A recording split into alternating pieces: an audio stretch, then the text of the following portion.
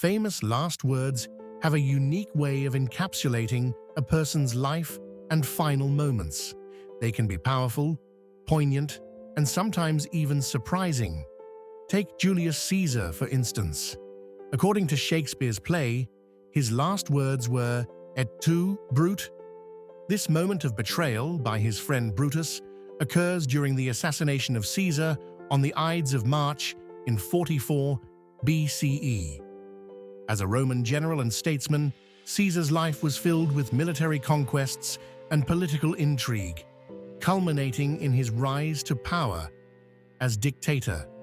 His death marked a pivotal turning point in Roman history, leading to the end of the Roman Republic and the rise of the empire. Then we have Sir Winston Churchill, the British Prime Minister during World War II, who famously said, "I'm bored with it all," on his deathbed in 1965. This reflects a sense of resignation after a life filled with monumental events and responsibilities, including leading Britain through its darkest hours against Nazi Germany. Churchill's last words reveal a man who, after such a momentous life, had grown weary of existence itself. Oscar Wilde's last words were equally striking. He quipped, "Either that wallpaper goes, or I do," reportedly uttered in 1900 in a Paris hotel room. Wilde was a renowned playwright and wit, whose life was marked by both brilliance and tragedy, culminating in his imprisonment for gross indecency due to his sexual orientation.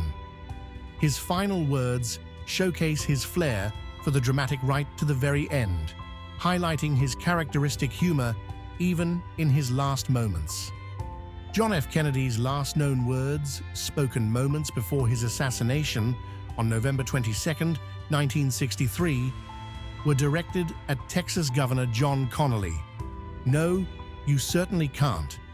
As the 35th President of the United States, Kennedy was a symbol of hope and change, facing numerous challenges, including the Cuban Missile Crisis. His assassination shocked the world and marked a significant turning point in American history. In stark contrast, Marie Antoinette, the last Queen of France, offered a touch of humanity when she stepped on the executioner's foot and apologized, "Pardon me, sir, I did not do it on purpose." Just before her execution by guillotine in 1793 during the French Revolution. Her death symbolized the fall of the monarchy and the tumultuous social changes in France. Voltaire, the French Enlightenment writer and philosopher, delivered his profound declaration, "I die adoring God, and I am in perfect peace with all men," shortly before his death in 1778. His last words convey a sense of reconciliation and a life dedicated to ideas of reason and liberty, marking his influence on modern thought. Beethoven's final words, "Applaud, my friends, the comedy is over," hint at a life lived with passion and creativity before his death in 1827. As one of the most important composers in Western music history, his last statement reflects his lifelong commitment to music and his desire to be remembered for his artistry. Thomas Edison, the prolific inventor, said, "It is very beautiful over there," suggesting an acceptance of what lies beyond at the time of his death in 1931. Edison's contributions to technology and society were immense, and his last words reflect a sense of curiosity about the afterlife. Alfred Lord Tennyson simply stated, "I am ready to die," before passing in 1892, encapsulating a life dedicated to poetry and the exploration of the human experience. His works influence literature profoundly, and his final words suggest a peaceful acceptance of death.